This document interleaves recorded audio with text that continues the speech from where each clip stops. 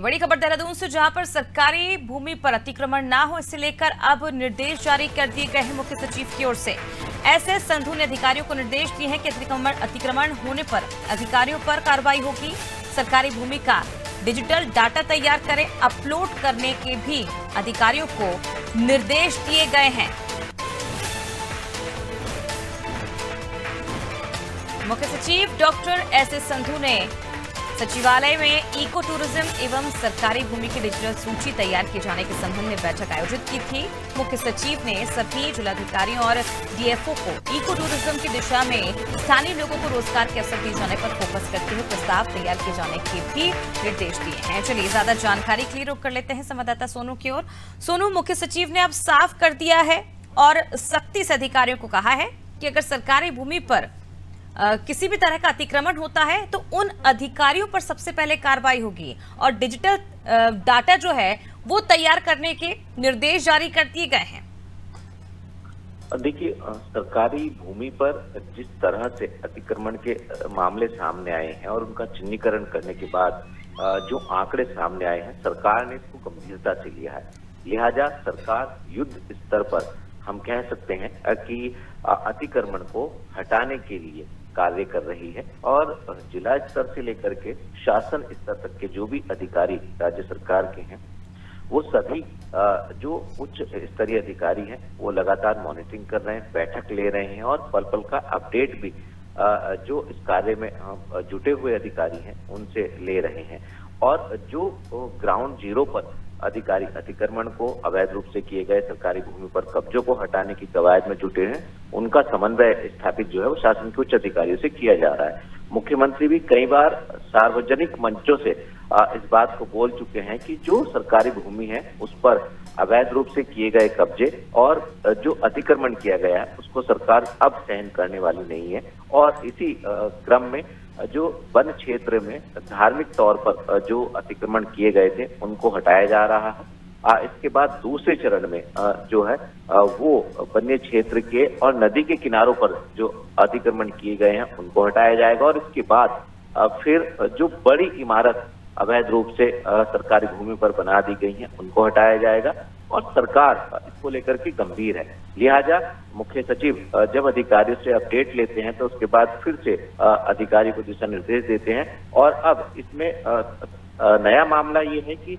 जो भी सरकारी भूमि पर अवैध रूप से कब्जे किए गए हैं, अतिक्रमण किया गया है, इनका सरकारी अधिकारी जो है वो एक डाटा तैयार कर रहे हैं और डाटा तैयार करने के साथ साथ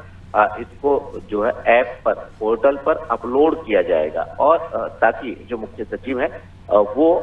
इसको वॉच कर सके, इसकी मॉनिटरिंग कर सके और अधिकारियों को समय समय पर दिशा निर्देश देते रहे। तो अब देखना होगा कि जब इसका पूरा ये डिजिटल डाटा तैयार कर लिया जाएगा और इसको उसके बाद पोर्टल पे अपलोड कर लिया जाएगा तो उसके बाद चीजें जो हैं और ज्यादा पारदर्शी हो पाएंगी और जो अधिकारी इस पूरे के पूरे प्रक्रिया में लापरवाही बरतते हैं, ऐसे अधिकारियों पर शासन के उच्च अधिकारी, सरकार एक्शन लेने वाली है। बिल्कुल सोनू, कहीं ना कहीं अधिकारियों की मिलीभगत के चलते अतिक्रमण होते हैं और अब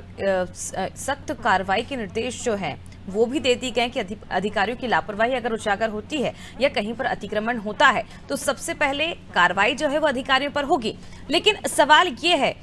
कि जिस तरह से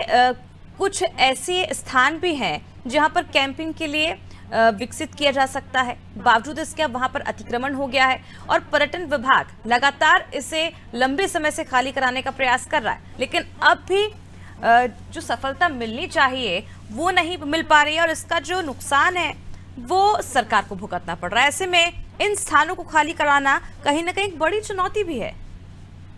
देखिए, हम इस लिहाज से इसको देख सकते हैं कि जब सरकारी मशीनरी, चाहे वो जिला प्रशासन तंत्र हो, चाहे वो नगर निगम की मशीनरी हो या पुलिस फोर्स हो, ये जब अतिक्रमण हटाने जाते हैं तो कई बार चुनौतियों का सामना करना पड़ता है और ऐसे में कई बार जो अतिक्रमण करने वाले लोग हैं वो विरोध करते हैं और तरह तरह के तर्क भी देते हैं। चूंकि सरकारी भूमि है, लिहाजा सरकार अपने अधिकार को देखते हुए ऐसे स्थानों को अतिक्रमण मुक्त करा रही है और ये चुनौती है और यही वजह है कि शासन के जो उच्च अधिकारी हैं, चाहे वो सचिव हैं या प्रमुख सचिव हैं या अपर मुख्य सचिव या मुख्य सचिव हैं, ये जितने भी शासन के उच्च अधिकारी हैं, सब के सब इस बात की मॉनिटरिंग कर रहे हैं। और शायद यही वजह है कि जैसा कि आपने भी कहा कि जो भी अधिकारी इस तरह के कार्यों में अतिक्रमण को हटाने में फेल साबित होते हैं, नकारा साबित होते हैं या लापरवाही बरतते हैं, ऐसे अधिकारियों पर अब एक्शन लिया जाएगा, उनके खिलाफ कार्रवाई की जाएगी। क्योंकि सरकार की मंशा साफ है, सरकारी भूमियों से अतिक्रमण हटाना है और सरकारी भूमियों से जब तक अतिक्रमण नहीं हटेगा तब तक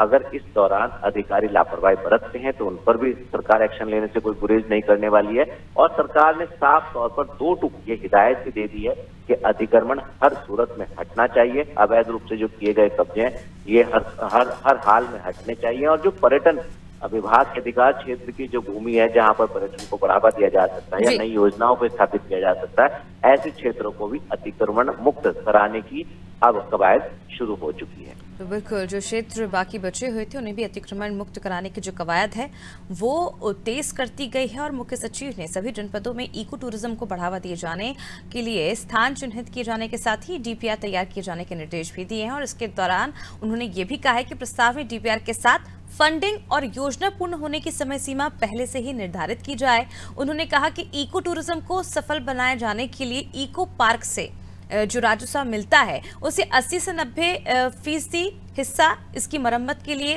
प्रयोग किया जा सकेगा और इसका शासनादेश जारी किया जा चुका है। और अब देखिए, ये भी साफ कर दिया गया है मुख्य सचिव की ओर से, अगर किसी भी तरह का जो अतिक्रमण होता है या कोई मिलीभगत सामने आती है तो उन अधिकारियों पर एक्शन लिया जाएगा, उन पर सख्ती से कार्रवाई की जाएगी।